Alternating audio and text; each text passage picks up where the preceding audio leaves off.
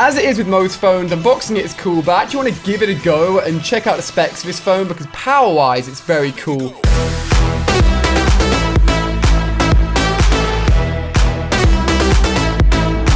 Welcome everyone, my name is MoreAli-A, and this is going to be an interesting video. If you guys probably saw last week, I got the brand new iPhone 10. In fact, it is right here. I still always get it confused with my iPhone 7. Just keep that well out of the way, not using it at the moment. But I have been using this phone since I unboxed it with you guys last week, and I've been getting used to it, having a bit of a feel with it, and seeing what I think with it. Now, normally there is a little bit of time of getting used to the new iPhone and the new phones, and this one, honestly, so far, there are a few things I don't like about it. I missed the home button. Unlocking the phone with Face ID is definitely not as quick as Touch ID. A lot of the apps aren't optimized for the bigger screen at the moment. I like the bigger screen, don't get me wrong, but a lot of things on this aren't working as well as my old iPhone.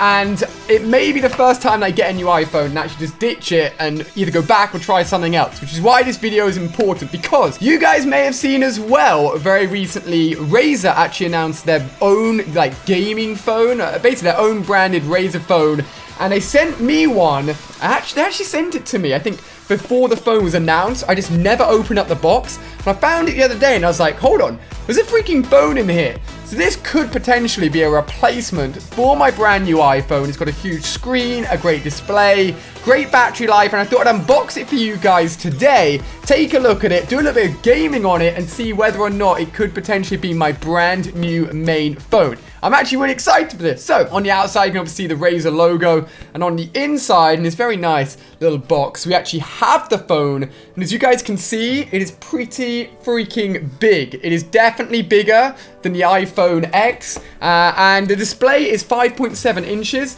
Let's actually...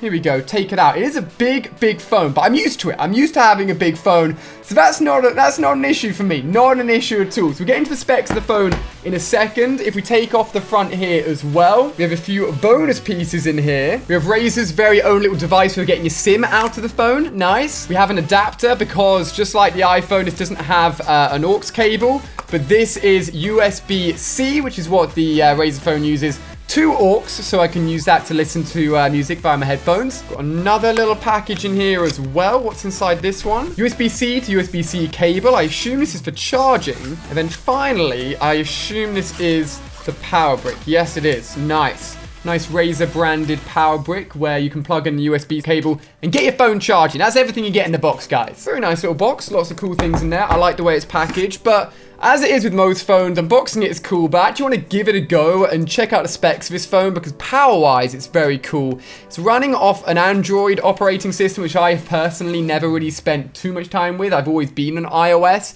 so I'm excited to jump in and give it a little bit more of a go. And as I said, I want to do some gaming, listen to some videos on it, and see what this phone is all about. So just a few stats about the phone. It has a 120 Hertz display, which is ridiculous. That's the kind of display you'd expect on a top high-end gaming monitor. So this thing looks silky smooth, and I'll show you it in action in a little bit as well. You can only watch it up to 60 Hertz on YouTube, but you can get an idea of how smooth it is. It's got a 5.7 inch Quad HD 2K display, which is absolutely ridiculous. It's got a great sound system as well, a Dolby Atmos sound system, which goes through the front-facing stereo speakers, which I believe are both at the top and bottom of the phone. So there you've got a bit, like a lot of sort of bezel around the top and bottom. You're going to get a great sound system, so we're going to test that out as well. For any of you guys that know about Android phones a little bit more than I do, it's running a Qualcomm Snapdragon 835. It's got 8 gigabytes of RAM in this phone. It's probably more than some people's laptops. And it also has something called Game Booster, where you can choose to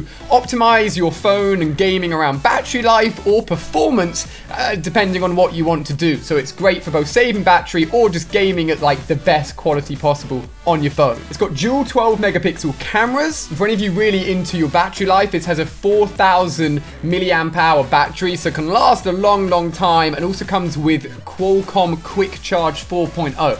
A lot of stats thrown at you guys there. Basically, it's very impressive. If you want a full rundown of the specs, I'm just mentioning the sort of the highlights that I know of. I'll leave links down below in the description. You can check it out and find out more details on the phone and everything it has to offer. So links in the description for that. One of the things I love about this phone, it took me a while to find it, I can't lie. You've got volume up and down on one side, and actually the unlock button is this tiny little button on the side here, which also acts as a fingerprint reader. So if you lock the phone and then unlock the phone, it just unlocks as long as my thumb's on it. It's in a really nice position with a big screen. It's a lot nicer than having to put it up the top or in any sort of weird location to try and get your thumb registered. I like that. It's honestly so much quicker than the Face ID that's on the Apple iPhone 10. And I'm getting annoyed with all my notifications being hidden until I do this to try and unlock them. It's slightly annoying me, I can't lie. So as I said, I don't use Android very much, so it's an experience I'm getting used to, but just to give you an idea of the fluidity of the phone, scrolling through things like Twitter or Reddit, anything that's got a lot of vertical scrolling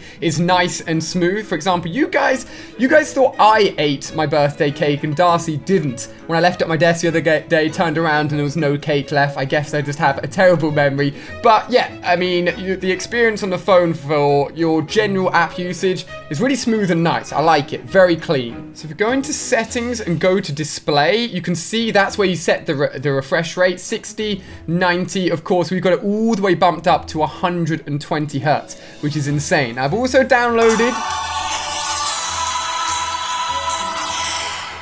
Wow. We were talking about speakers. Jeez Louise. I've just downloaded Arena of Valor. I'm not sure if you would have seen a video already on it. I think you will have done. But I wanted to show it on Android just to show how smooth, crisp, and amazing it looks. Because if you go into settings, you can have high frame rate. So just here, I've turned it off and now turn it back on again, which will allow those 120 hertz to be fully optimized. There we go. And fully used in-game for this crazy smooth experience. So it's going to do a little bit of gaming here just to show you guys what it's like. I mean, this is a game that looks absolutely amazing regardless, to be honest with you guys, but oh my gosh, like it is so nice to game on a phone where the screen is so big and I don't really feel like I'm playing on a mobile device. It's really, really smooth. Messing around with Batman here, obviously an absolute beast in Arena of Valor, absolutely love him. But as a gaming experience, this is a lot nicer.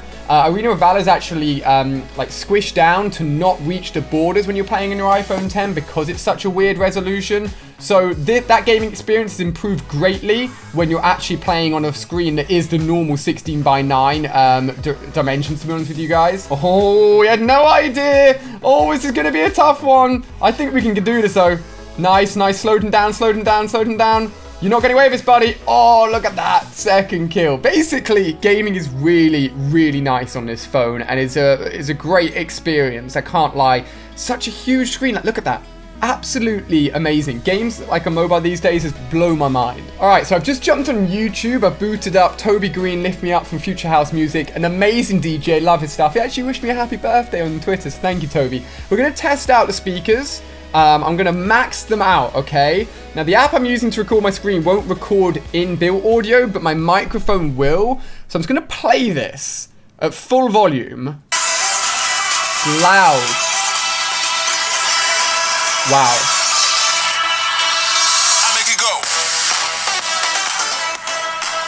That's impressive, isn't it? Even Claire's impressed, and she sat over there on her own desk. I think getting sound quality that loud, you often lose some of the quality. I don't know how it picked up on the mic, but to our own ears, sounded pretty damn good. Cannot lie. So I just found the Game Booster app. It says it allows you to individually optimize each application to extend battery life and improve your phone's performance if you're gaming. So we're going to check this out. This is cool. Loads of stats on what you've been using, performance, battery. So if we click on Arena of Valor, we can either do battery extension, which I think will change, so it will move it down to 40 FPS, still an amazing resolution, or we can pop it up and it will use all the CPU, keep it at a great resolution, and go at 120 FPS. So I'm going to tick that because I just want it to run amazingly, and that means it'll be fully optimized, running really, really nicely. Or if I want to just play and worry about the battery a little bit more, I can move it down again. I like that. That's really cool. So I've got both the iPhone 10 and the Razer Phone here. The lighting in this room isn't the best in the world. I'm going to take two selfies pretty much next to each other. Both cameras pretty good. I think the iPhone's probably a little bit warmer It's got a little bit more orange tones in there. I've just taken a picture of my new controller on my desk. I mean, the Razer definitely seems brighter and seems to get the colors a little bit better. They're both pretty close, to be honest with you. But, I mean, this has been a quick overlook, just out the box and using it quickly, the new Razer phone. I think I may switch over to this phone for next week, maybe, and give it a proper go.